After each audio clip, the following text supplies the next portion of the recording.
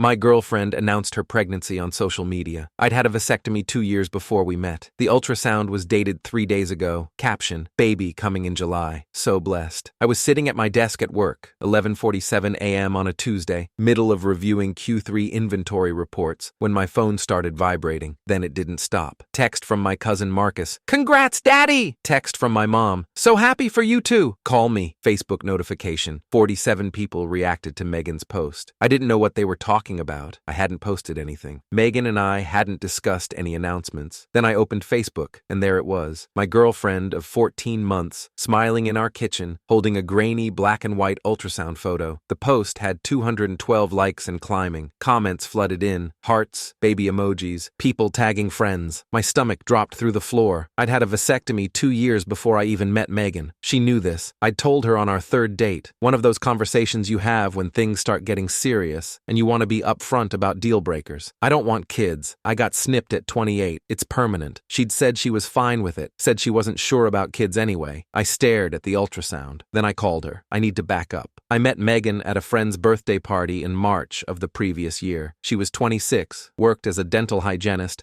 had this laugh that filled a room. We talked for 3 hours that night, exchanged numbers, went on our first date a week later. Things moved fast. By month 3, we were exclusive. By month 6, she'd unofficially moved into my apartment. Toothbrush in the bathroom, clothes in my closet, her cat taking over my couch. It was good, comfortable, the kind of relationship where you start thinking about futures without saying it out loud. But there were signs. I see them now, looking back. Small things I rationalized away because I wanted the relationship to work. She got upset when I didn't text back fast enough. Not annoyed, upset, like I'd wounded her personally. She had opinions about my friends, my schedule, my hobbies. She'd make comments about engagement rings when we walked past jewelry stores, passive-aggressive posts on social media whenever we had a disagreement. And she hated that I'd had a vasectomy. You're only 30, she'd said once, early on. What if you change your mind? I won't. But what if you meet someone who really wants kids, like the love of your life? Then she wouldn't be the love of my life. I don't want kids, Megan. That's not going to change. She dropped it after that, or so I thought. She didn't answer when I called from the office. I tried 3 times. Voicemail, voicemail, voicemail. My boss saw my face and told me to go home early. I drove to Megan's apartment, the one she still technically rented, even though she spent every night at my place, doing 15 over the speed limit, my hands gripping the steering wheel so hard my knuckles went white. She answered the door, smiling. Did you see the announcement? Her eyes were bright, excited. Everyone's so happy for us. Megan, my voice came out strange, flat. I can't have kids. Her smile didn't waver. The doctor said vasectomies fail sometimes. It's like a 1 in 2,000 chance. Mine didn't fail. How do you know? Because I got tested 6 months ago. I get tested every year. I'm sterile. Her face flickered, just for a second, a micro expression, something between annoyance and calculation, before the smile came back. Maybe the test was wrong. Megan, I stepped closer, lowered my voice. Whose baby is this? And then she started crying. Not quiet tears. Full theatrical sobs,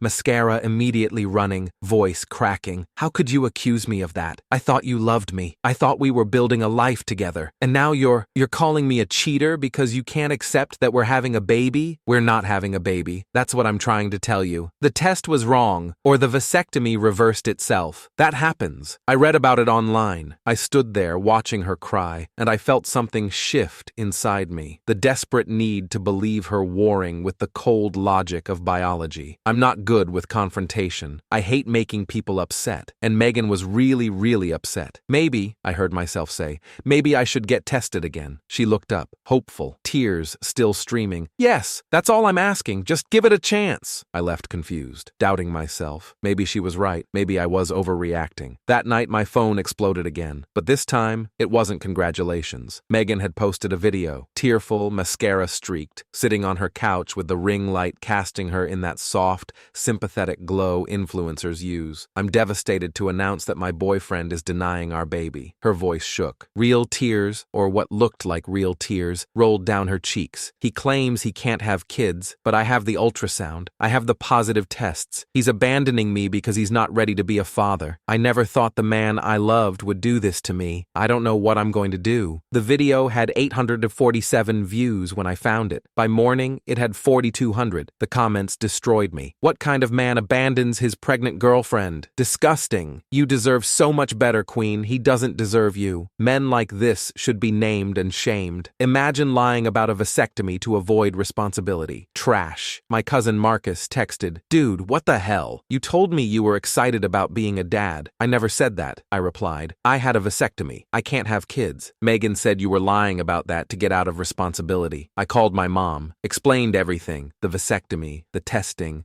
the biological impossibility. Long pause. "Are you sure it worked?" she asked finally. "These things fail sometimes. I've read about it." "Mom, I got tested 6 months ago. I'm sterile. I just don't understand why she would lie about something like this." Neither did I. That was the problem. "Maybe you two should see a doctor together," my mom said. "Get it sorted out. I'm sure there's an explanation." An explanation. My own mother didn't believe me. I sat in my car for an hour after that call, shaking. The whole world thought I was a monster. My family doubted me. The woman I'd spent 14 months with had turned into someone I didn't recognize. I almost gave up. Almost accepted that no one would believe me, that I'd just have to weather the storm until the truth came out on its own, whenever that was, however that happened. Then I started thinking. I'm an accountant. Numbers are what I do. Logic, verification, documentation. If something doesn't add up, I find out why. So I started researching. Vasectomy failure rates, less than 1 in 2,000, and almost all failures occur in the first few months before the procedure is verified effective. Mine had been verified twice, once at the 3-month mark, once at the 6-month mark. Both tests showed 0 sperm. I still had the results, pulled them up on my patient portal. Post-vasectomy semen analysis. No sperm detected. Azoospermia confirmed. I scheduled another test for the following week, just to be absolutely certain. Dr. Raymond Kessler, my urologist, 15 years in practice, board certified, someone I'd trusted with this decision since the beginning, but I needed more. The test would take days to process, and in those days, my reputation was being destroyed in real time. So I did something I'd never thought to do before. I reverse image searched the ultrasound photo, took maybe 10 seconds, dragged the image into Google, hit search, waited. The first result was a stock photo website. Medical-themed stock images. Ultrasound scan, 8 weeks. It was the same image, exact same angle, exact same grainy quality, exact same baby-shaped blob. She'd pulled it from the internet. I sat there staring at my screen, and the betrayal hit me like a physical blow. Not just that she'd lied, I'd suspected that, but that she'd planned it, deliberately. Calculated the deception down to the fake ultrasound and the sympathy video, and the precise manipulation of everyone I loved. I screenshotted everything. The stock photo website, the search results, the exact match between her post and the image. Then I called a lawyer, Patricia Okonkwo, family law attorney, 18 years of experience. My friend David had used her during his divorce and said she was ruthless in the best possible way. I sat in her office the next morning, documents spread across her desk, the ultrasound comparison, my vasectomy records, screenshots of Megan's posts, and the comments calling me every name in the book. "So let me understand," Patricia said, reviewing everything. "She announced a pregnancy using a stock photo. You have documented proof of your vasectomy and sterility, and she's publicly accused you of abandoning her." "Yes." "Has she made any specific claims about your behavior? Abuse? Coercion? Anything like that?" I remembered her threat. "If you leave me, I'll tell everyone you were abusive." She threatened to, if I left her. Patricia nodded slowly. "That's defamation, potentially. The pregnancy announcement itself, if knowingly false, that's fraud. Public accusations of abandonment when you're provably sterile, that's defamation per se in most jurisdictions. What are my options? Several. You could pursue civil damages. You could file a police report. The fake pregnancy claim, especially combined with public accusations, could qualify as harassment or filing a false report, depending on how far she takes it. Patricia leaned forward. "But let me ask you something first. What do you actually want here?" I thought about it. "I want people to know the truth. I want my family to believe me. I want her to face consequences for what she did. Then we build a case. Document everything from this point forward. Don't delete any messages. Record any conversations if you're in a one-party consent state, which we are, and be prepared for this to get worse before it gets better." "Worse how?" "People like your girlfriend don't back down easily. When the lie starts crumbling, they escalate. She'll double down, make new accusations,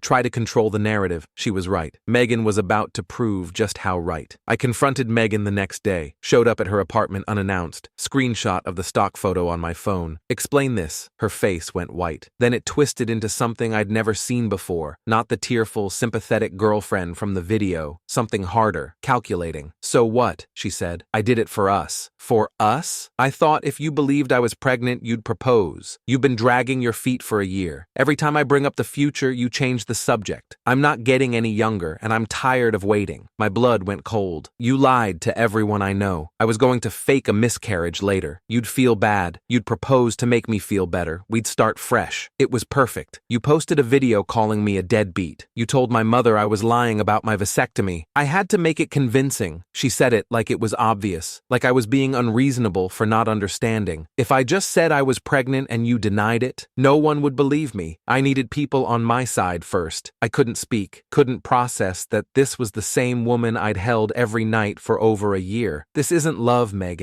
This is insane. Something shifted in her face. The calculation hardened into desperation. She grabbed my arm, her nails dug in, deep enough to leave marks. Please don't leave me. I'll do anything. I'll tell everyone I was wrong about the pregnancy. I'll delete the video. I'll say I made a mistake.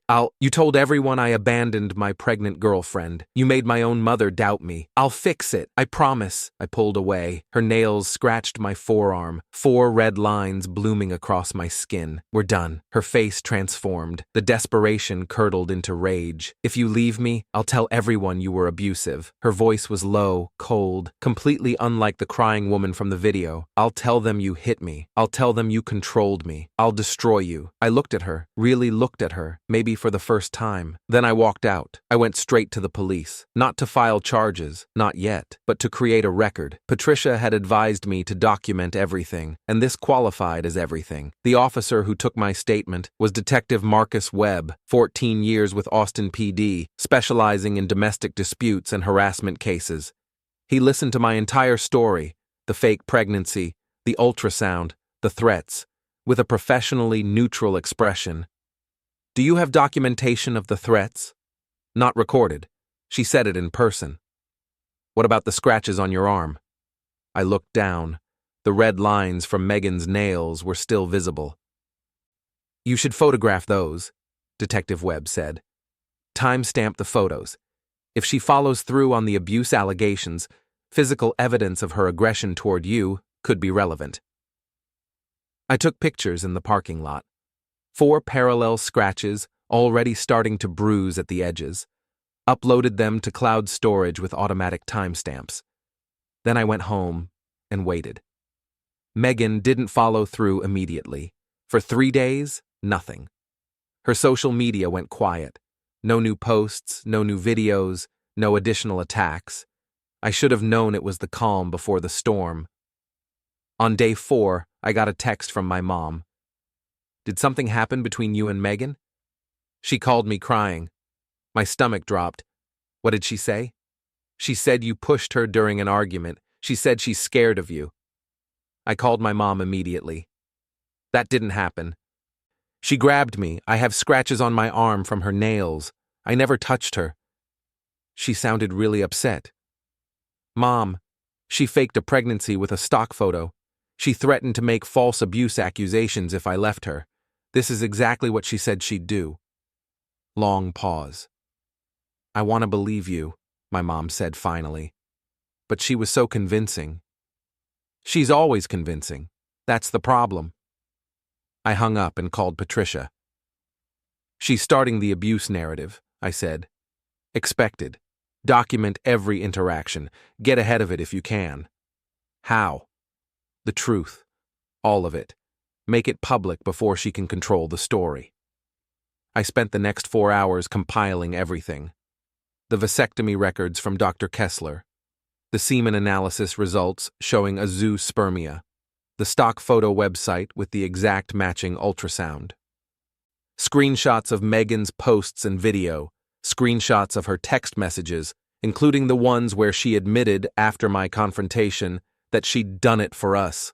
Photos of the scratches on my arm. A timeline of events, dated and documented. I stared at it all, spread across my computer screen like evidence in a trial. Then I opened Facebook.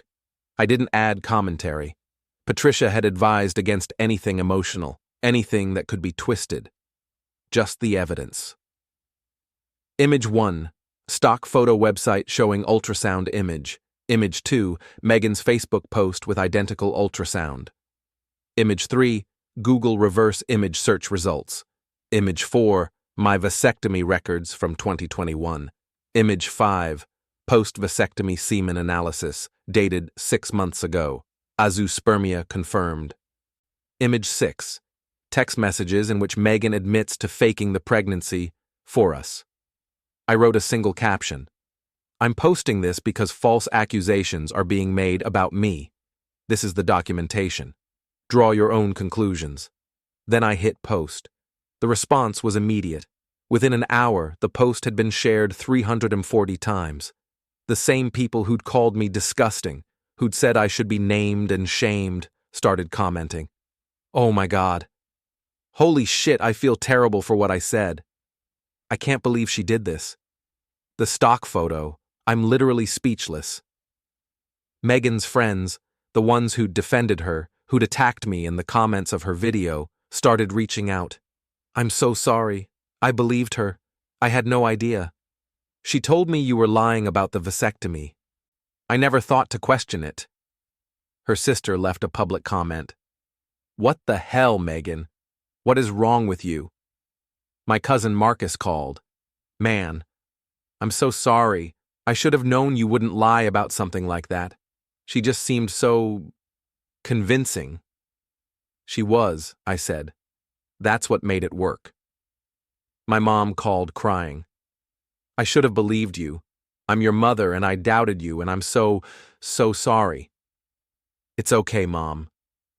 It wasn't entirely okay. The doubt had hurt more than anything, but I understood.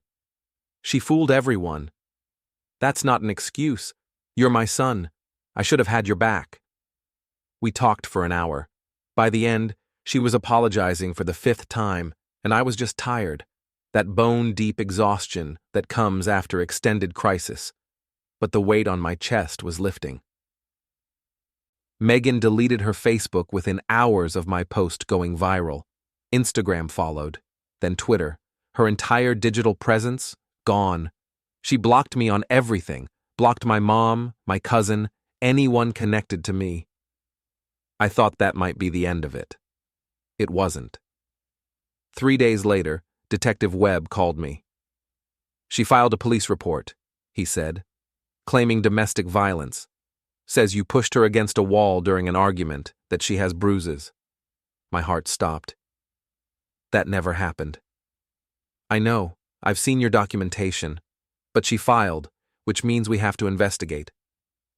What does that mean? It means an interview, standard procedure. But between us, he lowered his voice. I've seen cases like this before. The timeline doesn't work in her favor. She filed 3 days after your post went viral, not immediately after the alleged incident. And I've already talked to her neighbors. Her neighbors? One of them heard your confrontation that night, said he heard her screaming threats but never heard any sounds of violence, said he saw you leave without incident. A witness, a neighbor I'd never met, who'd overheard enough to know the truth. She's going to have a hard time making this stick, Detective Webb said.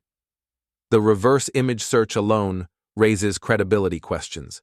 Combined with the vasectomy records, the text admissions and witness statements, this looks like retaliation, not a legitimate report. So what happens now? We investigate. Interview both parties. If the evidence doesn't support her claims, the case gets closed. And if we determine she knowingly filed a false report? He paused. That's a Class B misdemeanor in Texas. Up to 180 days in jail and a $2,000 fine. I didn't want her to go to jail. That wasn't what this was about. But I wanted consequences. Real consequences. For the lies, the manipulation, the calculated destruction of my reputation. Maybe this was the universe handling it for me. The investigation took 2 weeks. I was interviewed by Detective Webb, provided all documentation again. Submitted to a voluntary polygraph, not admissible in court, but Patricia thought it might help establish my credibility. The polygrapher was Dr. Sandra Liu, forensic psychology specialist, 16 years of experience. She asked about the alleged violence, the timeline, my relationship with Megan. No deception indicated, she concluded. Megan refused the polygraph. Her story changed 3 times during interviews. First I pushed her against a wall, then I grabbed her arm, then I loomed over her threateningly. The bruises she claimed to have were never photographed, never documented by a medical professional. Meanwhile, the neighbor's statement held up, and the scratches on my arm, documented, time-stamped, consistent with her grabbing me, told a very different story. I got the call on a Thursday afternoon. "Case is being closed," Detective Webb said. "The evidence doesn't support her allegations, and—" He paused. "The DA's office is reviewing for potential false report charges. Are they going to pursue it? Honestly, probably not. These cases are hard to prosecute. Proving intent is difficult, and juries are reluctant to convict in he said, she said situations. But she's now on record for filing a report that was deemed unfounded. If she tries this again with anyone else, it'll follow her." A record, not a conviction, but a record. I thought about Megan's next boyfriend, the guy after me who might believe her tears, her accusations, her perfectly crafted victim narrative. At least now there was documentation, a paper trail, a warning. My new semen analysis came back 2 days later. Dr. Kessler called with the results. "Still azoospermic," he said. "No change from your last test. Your vasectomy is functioning exactly as intended." "Thanks, Doc." "I heard about what happened, through the grapevine." He paused. "I'm sorry. That's a hell of a thing to go through." "Yeah. If it helps. I've been doing this for 15 years. Vasectomy failure rates are vanishingly low, especially after confirmed azoospermia. Anyone who understood the statistics would have known her claim didn't make sense. People don't think about statistics when someone's crying on video." "No," he agreed. "They don't." Megan's mother reached out to me a week after the investigation closed. She called from an unknown number. I almost didn't answer. "This is Daniel?" "Yes. I'm Megan's mother, Sharon." I didn't say anything. I wanted to apologize for what she did to you. Her voice was heavy, tired, the exhaustion of someone who'd spent a long time making excuses for her child. "I didn't raise her to be like this. Or maybe I did, and I didn't see it. I don't know. Is she okay?" The question surprised me as much as it surprised her. "She's getting help. Moved back home, started therapy, diagnosed with borderline personality disorder, though the therapist says it's possible she has other things going on too." A long pause. "That doesn't excuse anything. I just thought you should know she's not, well, I appreciate you telling me." "I'm sorry," Sharon said again. "I know that doesn't fix anything, but I am." I thought about what to say, couldn't find the words. "Take care of yourself," I said finally. I hung up and sat in my car for a long time. 3 months later, I started seeing a therapist. Not because of Megan exactly, but because I realized something important. I'd ignored every red flag for a year. The controlling behavior, the emotional manipulation, the way she'd made me doubt my own perceptions, my own reality. The slowly escalating demands, the passive-aggressive punishments when I didn't comply, the constant need for reassurance and validation. I'd seen all of it, and I'd stayed anyway. "Why do you think that is?" Dr. Ellen Chen asked during our second session. Licensed clinical psychologist, 12 years of practice, specializing in trauma and relationship patterns. "Because I wanted it to work," I said. "Because I thought I could love her enough that the problems wouldn't matter. Because I didn't trust my own judgment. And now? Now I know that loving someone doesn't mean accepting everything they do, that my judgment was right all along. I just didn't listen to it." We worked on that for months, identifying patterns, understanding why I'd minimized warning signs, learning to trust myself again. It wasn't fast, healing never is. But I got better. Slowly, session by session, I got better. Last week, I matched with someone new on a dating app. Her name is Sarah, 29, software engineer, moved to Austin from Seattle 2 years ago. We got coffee, talked for 3 hours, made plans for dinner. On our second date, I told her about the vasectomy. She laughed. "Good," she said. I don't want kids either. Just wanted to be upfront. I appreciate that. She took a sip of her wine. My last boyfriend wanted 4 kids. We dated for 8 months before he told me. Some people really bury the important stuff. I learned not to do that, the hard way. Yeah? She raised an eyebrow. There's a story there. There is. I paused. Want to hear it? If you want to tell it. So I told her. The whole thing, the fake pregnancy, the stock photo, the public accusations, the investigation, all of it. She listened without interrupting. When I finished, she was quiet for a moment. That's insane, she said finally. Like, actually insane. It was. And you proved her wrong? Posted all the evidence? Yeah. She smiled. Not sympathetic, something more like respect. Good for you. I don't think about Megan much anymore. Sometimes, late at night, I'll remember a fragment, the way she cried on command, the coldness in her voice when she made her threats, the moment I realized I'd spent a year with someone I didn't know at all. But it doesn't hurt like it used to. I learned something from all of it. About myself, about manipulation, about the importance of trusting my own perception, even when everyone around me says I'm wrong. The whole world thought I was a monster. My own mother doubted me, but I knew the truth. I had the evidence, and in the end, that's what mattered. If you're reading this and you're in a situation where someone's making you doubt reality, where you know something's wrong but everyone keeps telling you you're overreacting, listen to me. Trust yourself. Document everything. And remember that manipulators are good at what they do precisely because they're convincing. That's the whole point. If they weren't convincing, they wouldn't be able to manipulate anyone. It doesn't mean you're stupid for believing them. It means they're skilled at deception. But the truth always comes out eventually. It always does. Megan thought she could construct a reality out of lies and force me to live in it. She thought she could fake a pregnancy, destroy my reputation, and scare me into staying. She was wrong. I didn't need to hurt her. I didn't need revenge. I just needed the truth. Documented and undeniable.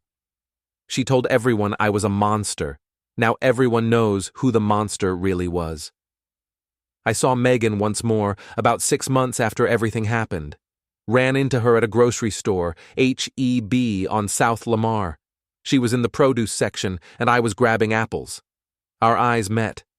For a second, I saw something flicker across her face. Fear, maybe, or shame, or something I couldn't name. Then she turned and walked away. Didn't say a word. Just left her cart in the middle of the aisle and disappeared out the front entrance. I stood there for a moment, holding my bag of Honeycrisps. Then I smiled. Not because I was happy about what happened. Not because I enjoyed seeing her run. But because I realized something important. I wasn't angry anymore. She'd tried to destroy me. She'd lied to everyone I loved. She'd used my own decency against me, weaponized my desire to believe the best in her. And I'd survived. Better than survived. I'd come out stronger, more aware, less willing to accept manipulation, less afraid to trust my own instincts. She'd thrown everything she had at me. And here I was, standing in a grocery store, buying apples, moving on. The last thing I want to say is this. I used to wonder why she did it. What was going through her mind when she found that stock photo, when she crafted the announcement, when she recorded the tearful video accusing me of abandonment. Now I realize it doesn't matter. Some questions don't have satisfying answers. Some people do terrible things for reasons that will never make sense to anyone except them. What matters is how you respond. What matters is whether you let the chaos destroy you, or whether you find a way through. I found a way through. I got tested. I'm still sterile, still sane, still standing. And if you're going through something similar, if someone is gaslighting you, manipulating you, making you doubt your own reality, I want you to know you're not crazy. The numbers don't lie. And the truth always, always comes out. She said no one would believe me. Now everyone does.